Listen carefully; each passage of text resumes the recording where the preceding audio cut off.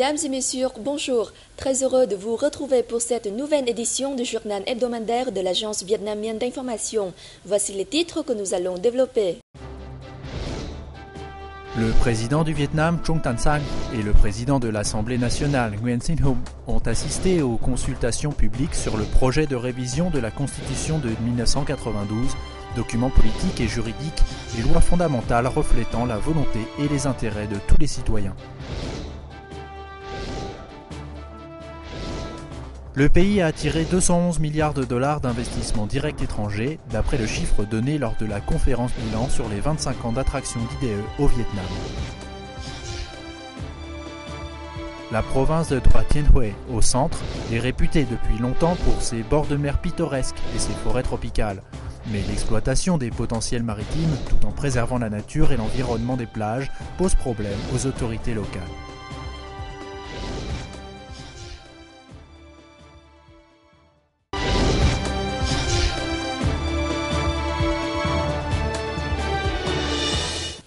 Les derniers jours de la semaine, le président du Vietnam Trung Tan Sang et le président de l'Assemblée nationale Nguyen Sinh Hung ont rencontré des représentants d'organisations de masse pour écouter leurs avis sur le projet de révision de la Constitution de 1992, document politique et juridique important du pays.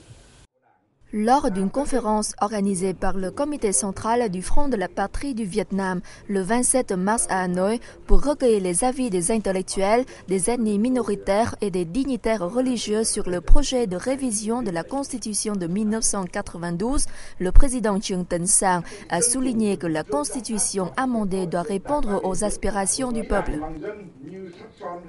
La collecte d'avis de toute la population sur les amendements de la Constitution de 1992 a été rendue publique il y a plusieurs mois via les médias.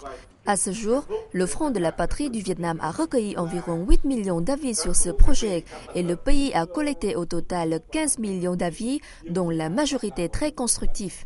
Il y a eu au total 28 014 séminaires et réunions en la matière dans tout le pays. Le 28 mars, le président du Vietnam, Trung Tan Sang, a présidé une réunion du comité central de pilotage de la réforme judiciaire pour discuter du rapport de ce dernier sur la collecte des avis sur le projet de révision de la Constitution.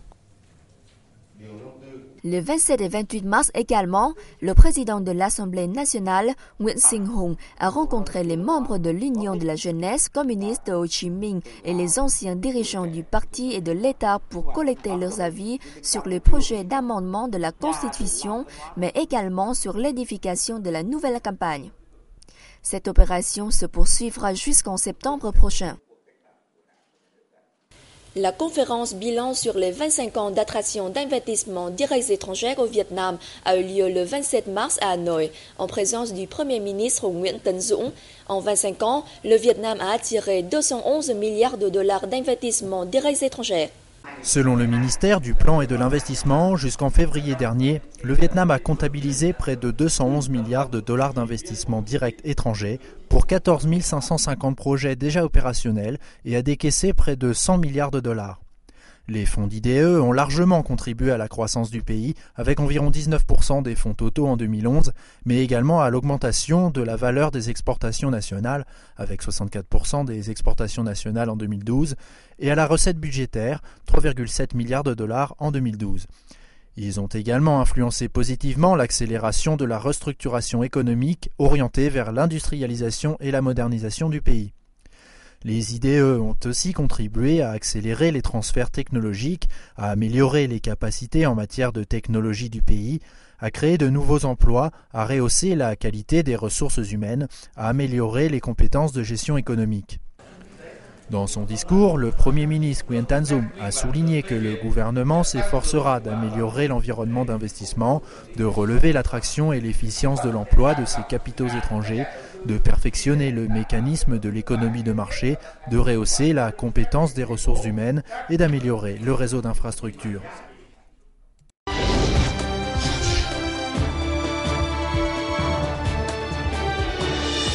Le porte-parole du ministère vietnamien des Affaires étrangères Lương Thanh Nghị a protesté le 25 mars contre l'arrestation d'un bateau vietnamien perpétré par un bateau chinois dans les eaux territoriales de Hoàng Sa. Un bateau de pêche de la province de Quang Ngai opérant le 20 mars dans un élevage piscicole de l'archipel de Hoang Sa, les Paracels, a été pris en chasse par un navire chinois avant d'essuyer des tirs qui ont incendié sa cabine. Ces actes constituent une atteinte extrêmement grave à la souveraineté territoriale du Vietnam, dont l'archipel de Hoang Sa relève, et sont contraires aux principes du droit international, à l'accord Vietnam-Chine sur les principes fondamentaux guidant le règlement des problèmes maritimes, et à la déclaration sur la conduite des parties en mer orientale, la DOC. Le Vietnam proteste résolument contre ces actes illégaux ayant mis en danger des vies et entraîné des dommages matériels gratuits et enjoint la Chine à ouvrir une enquête afin de sanctionner sévèrement leurs auteurs et d'indemniser les pêcheurs vietnamiens. Le Vietnam a immédiatement remis à l'ambassade de Chine au Vietnam une note diplomatique de protestation. Les ministres français et vietnamiens des Affaires étrangères se sont mis d'accord pour travailler étroitement en vue de porter les relations bilatérales entre les deux pays au niveau de partenariat stratégique durant l'année croisée Vietnam-France. Le ministre des Affaires étrangères, Phạm Bình Minh, a effectué du 26 au 28 mars une visite officielle en France à l'invitation de son homologue français Laurent Fabius en l'honneur du 40e anniversaire de l'établissement des relations diplomatiques entre les deux pays. Les deux ministres se sont mis d'accord sur le contenu et la feuille de route concernant l'établissement des relations de partenariat stratégique et de l'échange de hautes délégations dans les temps à venir. Le même jour, Nico Prick, ministre français du Commerce extérieur, a affirmé qu'à présent, les conditions étaient réunies pour se doter d'une feuille de route afin de s'orienter vers un partenariat stratégique Vietnam-France, confirmant les propos tenus par les deux ministres. La ville française de Choisy-le-Roi a inauguré sa place des accords de Paris et une stèle nommée symbole de la paix lors d'une cérémonie tenue le 23 mars. Selon Daniel Davis, maire de Choisy-le-Roi, ces ouvrages, en raison de leur proximité avec la Seine, arrosent les liens entre la ville et son jumelage vietnamien, l'arrondissement de Đông Đa et plus généralement les deux peuples. La place des Accords de Paris se trouve au centre-ville. Au milieu, trône la stèle en métal juché sur un socle de béton noir.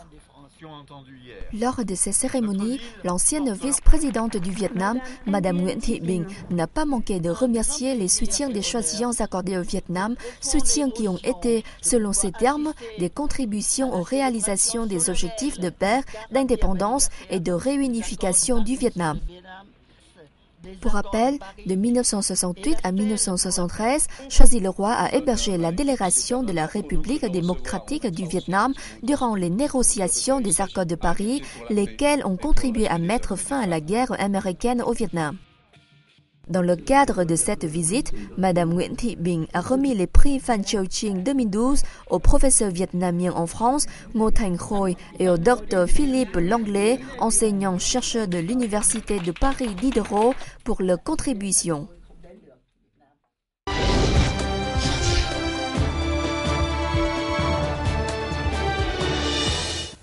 L'Heure de la Terre a été suivie dans tout le Vietnam. La cérémonie officielle de célébration de l'Heure de la Terre 2013 a eu lieu le 24 mars de 20h30 à 21h30 sur la place de la Révolution d'août à Hanoï.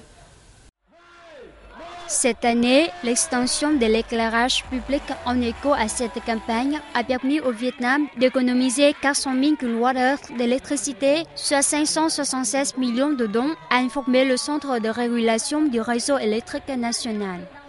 Lancée par le ministère de l'Industrie et du Commerce il y a un mois, cette campagne, dont le message est « Toi et moi, ensemble, devons passer à l'action », contribue à sensibiliser la population sur la nécessité de réaliser des économies d'énergie et de l'utiliser de manière raisonnée dans un objectif de développement socio-économique durable, de protection de l'environnement et de lutte contre le changement climatique global.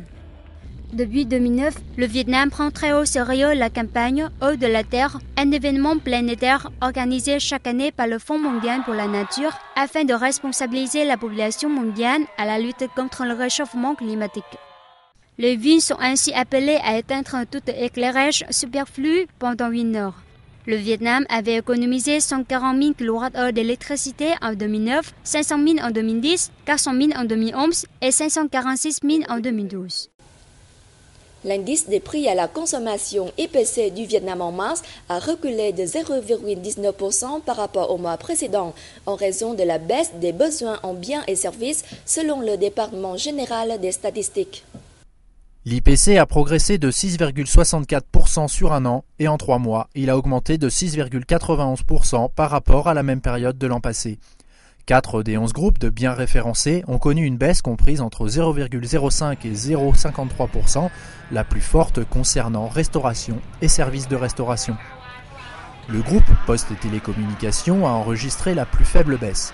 Les prix des boissons et cigarettes et des transports se sont également contractés, toujours selon le département général des statistiques. Les prix des denrées alimentaires, qui représentent une grande partie du panier de biens sur lequel l'indice est calculé, ont reculé de 0,59% par rapport à février. Le groupe transport est descendu de 0,25% en mars grâce à la politique de stabilisation des prix du carburant du gouvernement, à la réduction des tarifs des transports de marchandises de la Compagnie générale des chemins de fer du Vietnam. Le cours de l'or a aussi reculé de 0,73% en mars, tandis que celui du dollar a progressé de 0,41%. Par rapport au premier trimestre de 2012, le cours du métal jaune a marqué un net repli de 0,8% et celui du dollar de 0,05%.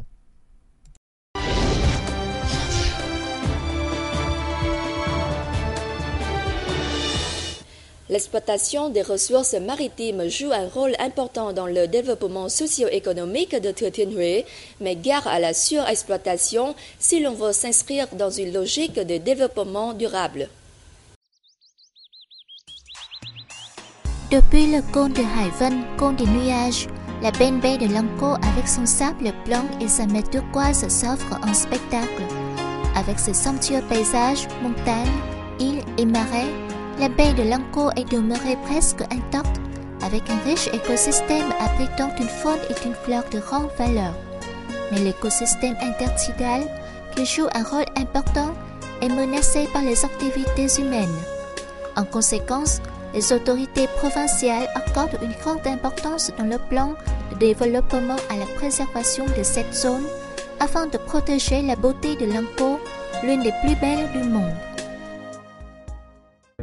La baie de Lăng Cô, avec son sable blanc, est superbe. Jusqu'à ce jour, il est encore interdit d'en exploiter les ressources. Avec Lăng Cô, Thuận An attire particulièrement les touristes.